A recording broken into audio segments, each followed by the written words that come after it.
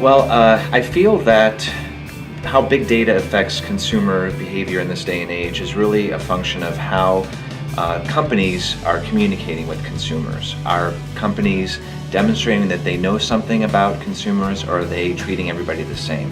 And I think the promise of big data and the use of analytics is to be able to create a more personal relationship with consumers by telling them that you know something about them, more than just their name or their gender, but maybe what they like, where they live, other interests that they might have. So I think the promise of big data is for companies to be able to use some of that information to create a more personal connection with a one-on-one consumer. Well, I think that companies, first and foremost, have to have a strong business strategy. What are you trying to accomplish as a business? And from there, that should really guide the strategy around the use of information, which then also impacts how information is used in various ways that a company connects with a customer or consumer. So I really do believe it starts with the business strategy, and then you have to have a very solid information strategy right behind it. Otherwise, the information or the way that you leverage it in your interactions with consumers will vary and it may not be connected.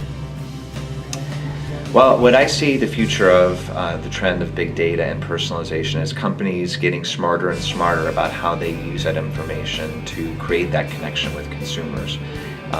Moving beyond just simple incremental changes to the customer experience to a point where you really feel like the company really knows something about you and you feel like you're getting more value from them. So I think the future is about what is your strategy, what data sources are available to you, do you have the right people, the right processes, the right technology to be able to leverage that data appropriately to support your business strategy.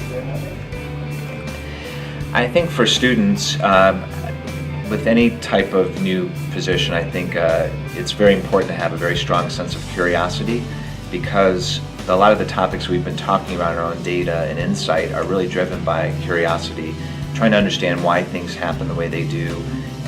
How can I create a better message? How do I create a better product?